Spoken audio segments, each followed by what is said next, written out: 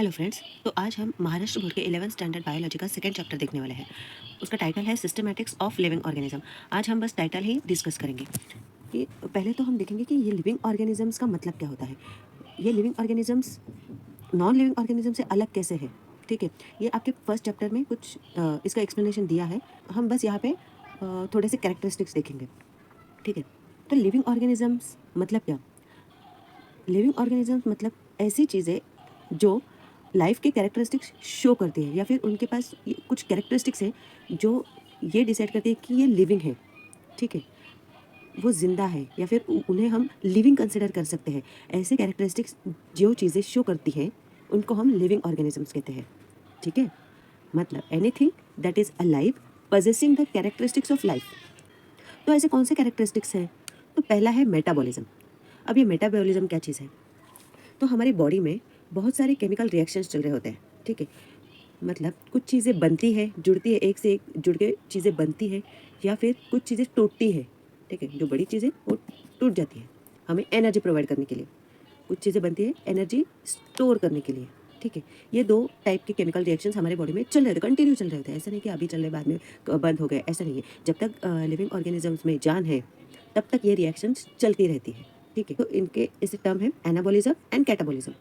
ठीक है, एनाबॉलिज्म मतलब चीज़ों का बनना, एक से एक जुड़ के ऐसे चीज़ों का बनना, तो उन्हें हम एनाबॉलिज्म कहते हैं। तो making of new molecules, anabolism. तो कैटाबॉलिज्म का मतलब क्या है कि ब्रेकिंग ऑफ मॉलिक्यूल्स। जो भी मॉलिक्यूल्स बने हैं उनका टूटना भी ज़रूरी है, उनसे एनर्जी मिलना भी ज़रूरी है। ठीक है, तो कैटाबॉलिज्म का मतलब क्या है, ब्रेकिंग ऑफ मॉलिक्यूल्स, टूटना, मॉलिक्यूल्स का टूटना। एनाबॉलिज्म और कैटाबॉलिज्म को मिला के मेटाबॉलिज्म कहते हैं। ठीक है, समझ गए। Metabolism is equal to anabolism plus catabolism. Anabolism is making of new molecules, catabolism is breaking of molecules जो पहले बने हुए हैं। अब इसका सिंपल एग्जांपल अगर हम सोचें तो प्लांट्स में ग्लूकोज बनता है। ठीक है, फोटोसिंथेसिस से ग्लूकोज बनता है, एनाबॉलिज्म होता है। और हमारे बॉडी में जो हम ग्लूकोज कंज्यूम करते हैं तो वो ग्लूकोज ब्रेक डाउन हो जाता है, कैटाबॉलिज्म होता है उसका, उससे हमें एटीपी मिलती है, एनर्जी मिलती है। ठीक है, यह हो गया पहला कैरेक्टरिस्टिक्स ऑफ लिविंग ऑर्गेनिज्म का। सेकंड क्या है, growth and development. Growth and development, organism जो भी है वो धीरे धीरे बढ़ता है, आंखों से दिखाई देता है। जो बच्चा रहता है, छोटा सा बच्चा रहता है, वो बढ़ जाता है, अडल्ट होता है। ठीक है, तो ये ग्रोथ है, उनके अंदर भी डेवलपमेंट हो जाती है।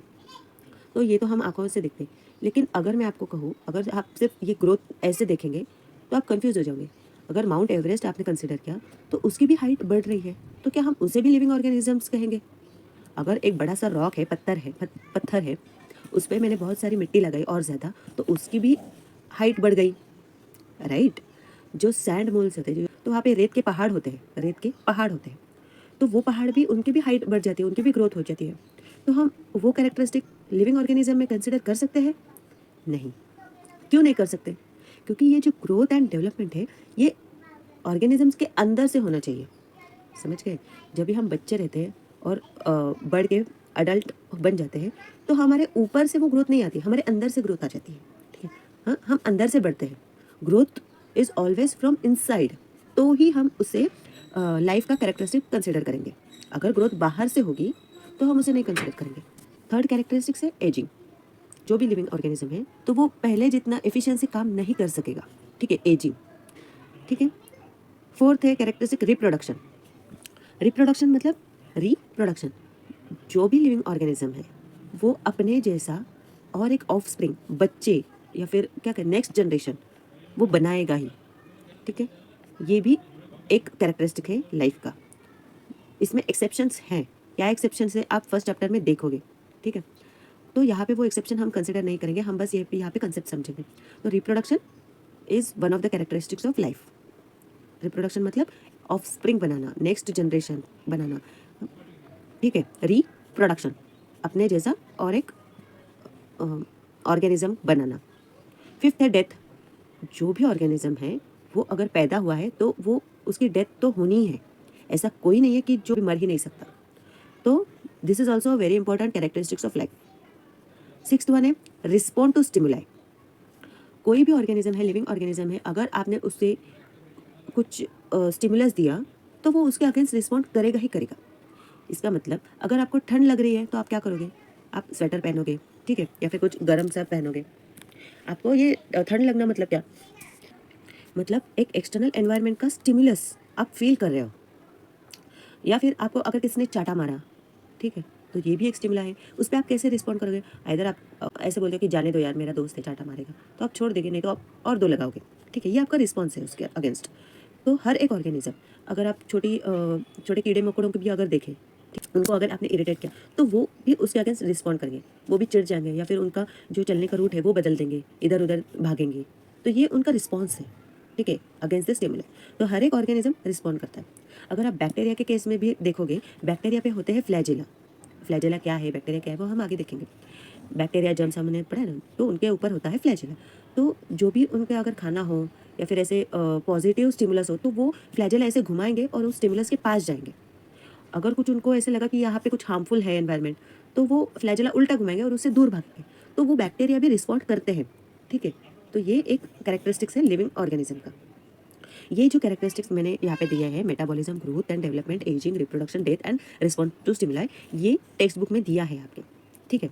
तो अदर देन दिस भी कुछ है, कुछ कैरेक्टरिस्टिक्स है जो हम कंसिडर कर सकते हैं। वो है, पहले तो है वो होम्योस्टेसिस। अब ये होम्योस्टेसिस का मतलब क्या है कि होम्योस्टेसिस का मतलब है अपने बॉडी के टेम्परेचर या फिर अपने बॉडी का जो भी इंटरनल एनवायरनमेंट है वो स्टेबल रखना, उसे चेंज नहीं होने देने की। अगर वो चेंज हो गया तो हम कैसे जिंदा रह सकते हैं, कैसे सर्वाइव करेंगे? अगर आपके एनवायरनमेंट में 44 डिग्री सेल्सियस टेम्परेचर है, तो आपकी बॉडी का भी वही होगा क्या? अगर होगा तो आप जिंदा रह सकोगे क्या? 44 डिग्री सेल्सियस आपकी बॉडी का टेम्परेचर रहा तो क्या आप सर्वाइव कर सकोगे? नहीं ना। तो उस टेम्परेचर में भी हमारी बॉडी अपने नॉर्मल टेम्परेचर पे मेंटेन रह सकती है, ठीक है। उसे हम होम्योस्टेसिस कहते हैं। अगर टेम्परेचर घट गया तो बॉडी टेम्परेचर कम होता है? नहीं ना। तो ये मेंटेन करके रखता है, ठीक है, उसे हम कहते हैं होम्योस्टेसिस। नेक्स्ट है न्यूट्रिशन। हमें जिंदा रहने के लिए कुछ न्यूट्रिशन की ज़रूरत होती है ना। नॉन लिविंग थिंग को किसी न्यूट्रिशन की ज़रूरत होती है क्या? नहीं। लेकिन हमें जिंदा रहना है, हमें एनर्जी चाहिए, उसके लिए न्यूट्रिशन, कुछ खाने पीने की ज़रूरत रहती है ना। तो ये भी एक कैरेक्टरिस्टिक है। नेक्स्ट है एक्सक्रिएशन। तो जो भी हम खाते हैं पीते हैं, तो उसका कुछ ना कुछ तो वेस्ट प्रोडक्ट बनता ही है। तो अगर ये वेस्ट प्रोडक्ट हमारे बॉडी के बाहर नहीं जाएगा तो इन्फेक्शन होगा, राइट। तो उससे बाहर निकालना भी एक कैरेक्टरिस्टिक है। हर लिविंग ऑर्गेनिज्म अपने बॉडी का वेस्ट को बाहर निकालती है, उसे कहते हैं एक्सक्रिएशन, ठीक है। तो ये भी एक इंपॉर्टेंट कैरेक्टरिस्टिक है, ठीक है। तो हमने कौन से कैरेक्टरिस्टिक देखे हैं? Metabolism, growth and development, ageing, reproduction, death, respond to stimuli, homeostasis, nutrition and excretion, ठीक है। तो ये सारे कैरेक्टरिस्टिक्स हैं जो ये शो करते हैं कि ऑर्गेनिज्म लिविंग है या नॉन लिविंग है। अगर ये कैरेक्टरिस्टिक जिस चीज़ में प्रेजेंट है तो हम उसे लिविंग ऑर्गेनिज्म कहते हैं, ठीक है। लिविंग ऑर्गेनिज्म समझ गए? अगर कुछ आपको डाउट हो तो आप मुझे कमेंट सेक्शन में बता सकते हो। तो नेक्स्ट क्या है? तो नेक्स्ट है सिस्टमैटिक्स का मतलब क्या है, क्योंकि आपके टाइटल में ही दिया है सिस्टमैटिक्स ऑफ लिविंग ऑर्गेनिज्म। तो ये सिस्टमैटिक्स का मतलब क्या है? उसे टैक्सोनॉमी भी कहा जा सकता है। अब ये टैक्सोनॉमी क्या है, सिस्टमैटिक्स क्या है, हम आराम से देखेंगे। The science of classifying organ and organising living organism. अब इसका क्या मतलब है, ठीक है, हम एक एक पढ़ेंगे। पहले तो हम ये देखेंगे कि ये टैक्सोनॉमी वर्ड कहाँ से आया। तो ये ग्रीक वर्ड है, ठीक है। तो इसका मतलब क्या निकलता है? टैक्सिस मतलब अरेंजमेंट, अरेंज करना चीज़ों को, ठीक है, उनके ऑर्डर के हिसाब से अरेंज करना। नॉमस मतलब लॉ और सिस्टम। तो इसका मतलब क्या निकलता है? किसी लॉ को फॉलो करके चीज़ों को अरेंज करना। ऐसे नहीं कि रैंडमली रखना है, अरेंज करना मतलब कैसे भी अरेंज किया, नहीं, कुछ लॉ है, उस हिसाब से हमें उस चीज़ों का अरेंजमेंट करना है, ठीक है। तो ये क्या करता है? तो taxonomy provides a framework for understanding the relationship between different organisms by grouping them into hierarchical level from broad categories like kingdom down to a specific species. अब इन सब का मतलब क्या है? तो टैक्सोनॉमी मतलब जो भी लिविंग ऑर्गेनिजम्स हमारे वर्ल्ड में प्रेजेंट है, ठीक है, तो इतना डाइवर्सिटी है, इतने डिफरेंट टाइप के ऑर्गेनिजम्स है, स्पेसीज है, उनको विदाउट अरेंजमेंट स्टडी करना, देखना, तो ये तो बहुत डिफिकल्ट हो जाएगा।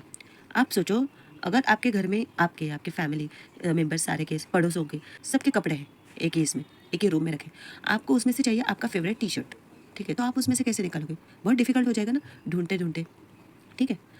तो ये सिंप्लीफाई करने के लिए आप क्या करोगे? पहले तो सबके डिवाइड करोगे, आपके पड़ोसियों के कपड़े आप उनको दे दोगे, ठीक है, अलग करके। फिर आपके फैमिली के अलग अलग करोगे, फिर वो अच्छे से अरेंज करोगे तो आपको आपका T shirt favourite T shirt मिल जाएगा।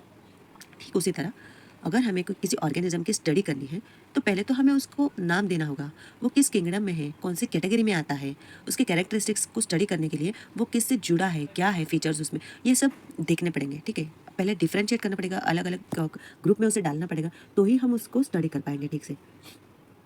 और एक एग्जाम्पल आप देखो, ये सिस्टमेटिक मतलब इतना बड़ा वर्ल्ड है, ठीक है, उसमें से आप रहते हो इंडिया में, ठीक है, इतने सारे वर्ल्ड में आपको एड्रेस, आपका एड्रेस कैसे पता चलेगा? किसी ने तो ये असाइन किया है ना, ये सिस्टमेटिकली आपको जियोग्राफिकली डिवाइड क्लासीफाई किया है ना।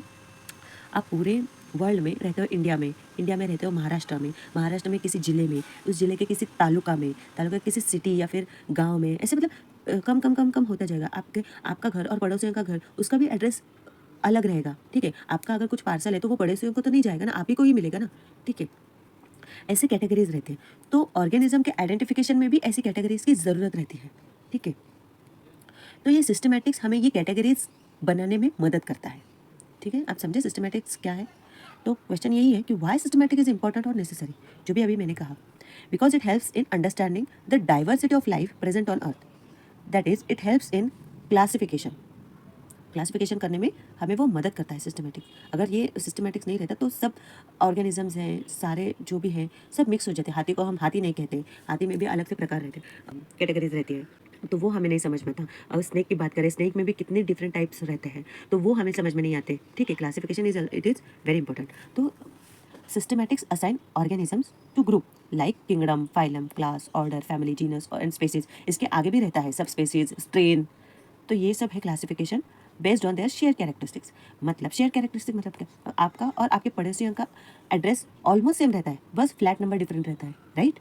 तो ये शेयर हो गया। आपका और आपके फ्लोर के मेंबर्स का एड्रेस सेम रहता है, बस फ्लोर डिफरेंट होता है और फ्लैट नंबर डिफरेंट होता है। आपके बिल्डिंग का और बाजू वाले बिल्डिंग का एड्रेस ऑलमोस्ट सेम रहता है, बस बिल्डिंग के नाम अलग रहते हैं, राइट? तो वही रहता है। दो स्पेसेस है, उसका जीनस कुछ तो भी कॉमन रहेगा, जीनस अलग है तो फैमिली कोई तो सेम होगी, तो ऐसे रहता है। समझ गए? Then evolutionary relationship. तो अर्थ में पहले तो जो ऑर्गेनिज्म थे वो सिर्फ पानी में रहते थे, पानी में थे ना। इवोल्यूशन में वो ज़मीन पे आ गए। ठीक है, जो भी ऑर्गेनिज्म है, प्लांट्स है, वो ज़मीन पे आ गए, तो कुछ तो इवॉल्व हुआ है उनमें। ठीक है, ये इवोल्यूशनरी रिलेशनशिप, हमारे एंसेस्टर्स कौन है, हम किससे इवॉल्व हुए हैं, ये इवोल्यूशनरी रिलेशनशिप समझने में भी हमें सिस्टमैटिक्स मदद हेल्प करता है। ठीक है, ये इवोल्यूशनरी ट्री हम बना सकते हैं। ठीक है, evolutionary relationship it explores how different group of organisms are related through evolution, creating tree of life called as phylogenetic tree. ठीक है, नेक्स्ट क्या है? नॉमेनक्लेचर। तो नॉमेनक्लेचर का मतलब क्या है? ये सिस्टमैटिक जो है हर एक को नाम देता है, हर स्पेसिस को एक नाम है, राइट? जैसे आपका नाम रहता है, आपका नाम अगर सुशील है, ठीक है, तो दुनिया में तो बहुत सारे सुशील हैं। तो आप कैसे डिफ्रेंशिएट करोगे होगे? तो आपका पूरा नाम क्या रहेगा? जो भी आपका नाम, आपके पिता का नाम और सरनेम, ये सब मिला के आपका नाम हो जाएगा। ठीक है, ठीक वैसे ही तरह अगर आपको कोई किसी ऑर्गेनिज्म को नाम देना है तो वो बाइनोमियल नॉमेनक्लेचर में देते हैं। साइंस में किसी ऑर्गेनिज्म को अगर नाम देना है तो वो बाइनोमियल नॉमेनक्लेचर में देते हैं। ये बाइनोमियल नॉमेनक्लेचर मतलब उसका एक जीनस नाम भी होगा, स्पेसिस नाम भी होगा। जीनस और स्पेसिस का ये दो नाम मिला के बाइनोमियल नॉमेनक्लेचर होता है। इससे स्पेसिस टू स्पेसिस डिफ्रेंशिएट करने में मदद मिलती है। ठीक है, समझ गए? नॉमेनक्लेचर, हर ऑर्गेनिज्म को नाम दिया जाता है, वो बाइनोमियल नॉमेनक्लेचर में होता है। बाइनोमियल नॉमेनक्लेचर मतलब जीनस एंड स्पेसिस, वो दोनों मिला के जो भी नाम बनता है उसे बाइनोमियल नॉमेनक्लेचर बोलते हैं। ठीक है, then identification, it helps to identify and distinguish different species. जैसे हमने अभी कहा, नॉमेनक्लेचर अगर हमने दिया है तो उसकी हेल्प से दो अलग अलग स्पेसिस में हमें डिफरेंस क्या है वो समझेगा और हम उन्हें डिफरेंटली आइडेंटिफाई कर सकते हैं। ठीक है, तो आप समझ गए ये सिस्टमैटिक्स ऑफ लिविंग ऑर्गेनिज्म, ये टाइटल का मतलब क्या है, लिविंग ऑर्गेनिजम्स किसे कहते हैं, सिस्टमैटिक्स का मतलब क्या है, आप ये समझें। ओके, अगर कुछ डाउट हो या कोई फीडबैक हो तो प्लीज़ मुझे कमेंट्स में ज़रूर बता देना। Thank you.